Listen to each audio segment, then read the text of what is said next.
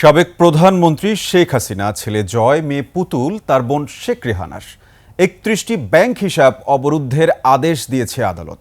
দুপুরে দুদকের মহাপরিচালক আক্তার হোসেন জানান, মানি লন্ডারিংয়ের প্রমাণ পাওয়ায় সাবেক সংসদ সদস্য মৃণাল কান্তি দাস ও তার স্ত্রীর বিরুদ্ধে মামলা করেছে দুদক। এছাড়াও দুর্নীতির অভিযোগে বিসিবির সাবেক সভাপতি নাজমুল হাসান পাপনের বিরুদ্ধে অনুসন্ধানে দুদক।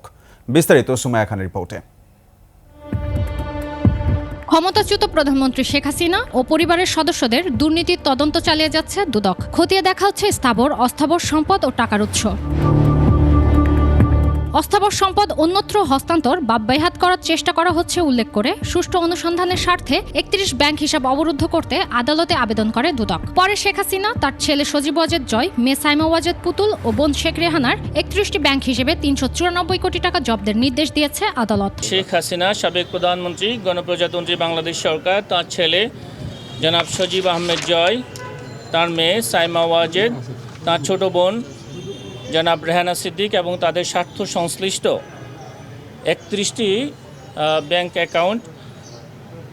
অ্যাকাউন্ট জব্দ করা হয়েছে।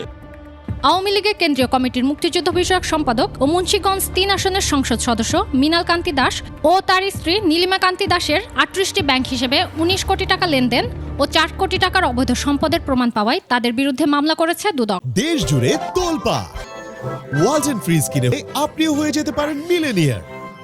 মৃণাল কান্তি দাস, নীলিমা দাস সন্দেহজনক লেনদেন করে মানি লন্ডারিং এর সম্পৃক্ত অপরাধ, দুর্নীতি ও ঘুষ সংগঠনের মাধ্যমে প্রাপ্ত অর্থ বা সম্পত্তির অবৈধ উৎস গোপন বা আড়াল করার উদ্দেশ্যে দুজনের বিরুদ্ধে মামলা রুজুর সিদ্ধান্ত গৃহীত হয়েছে।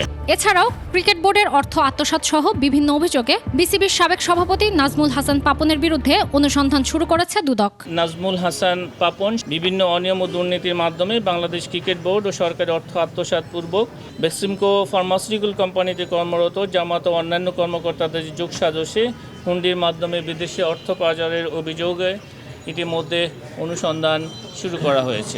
সুমাইয়া খান, ২১ টেলিভিশন, ঢাকা।